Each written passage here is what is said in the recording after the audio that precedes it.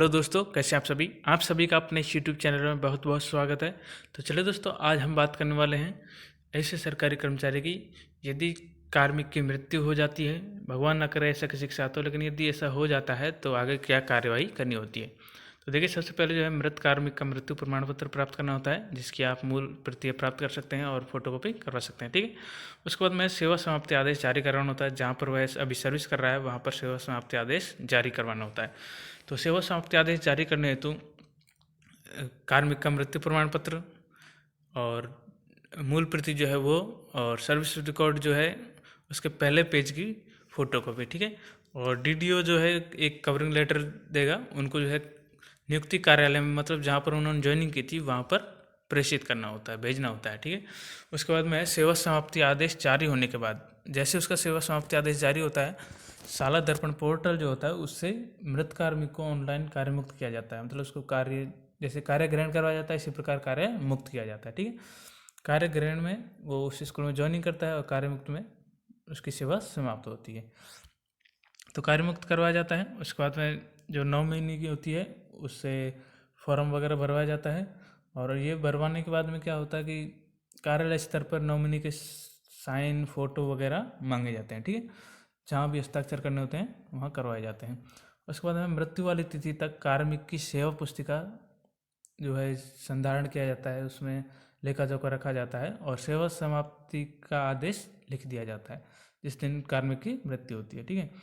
Pension, जो pension का जो मुखिया है, पेंशन लेने वाला, उसको क्या क्या डॉक्यूमेंट्स चाहिए होंगे। देखिए, सबसे पहले कार्य मुक्त का आदेश चाहिए होगा, जो उनको कार्य मुक्ति का गया है जिस आदेश के तहत।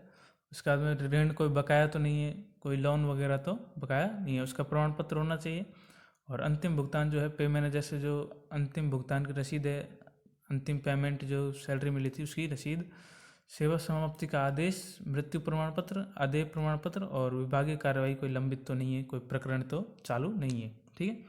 इन सब की फोटोकॉपी। ठीक है।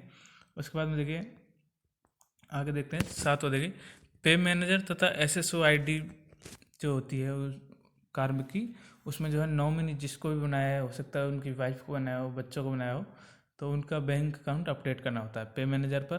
ठीक है। उसके बाद में डीडीओ एसएसओ से जीपीएफ एवं राज्य बीमा का अंतिम भुगतान करवाया जाता है। यह सब अपडेट करने के बाद में इनका भुगतान करवाया जाता है। यदि कार्मिक शिक्षा विभाग में कार्यरत थे, यदि कोई कार्मिक है जो शिक्षा विभाग में कार्यरत थे, तो हितकारी निधि जो है उसके लिए भी अप्लाई करना होता है, जिससे उनकी कुछ मदद हो सके। ठीक है। उसके बाद में अनुकंपा नियुक्ति हेतु आवेदन प्राप्त करना। उसके बाद में जो भी, यदि उनका बच्चा या फिर नॉमिनी जो है उनकी जगह सर्विस करना चाहता है, तो उसके लिए अनुकंपा नियुक्ति के लिए आवेदन करना होता है। अब देखिए, अनुकंपा नियुक्ति हेतु क्या क्या कार्यवाही करनी होती है वो भी जान लेते हैं। ठीक है।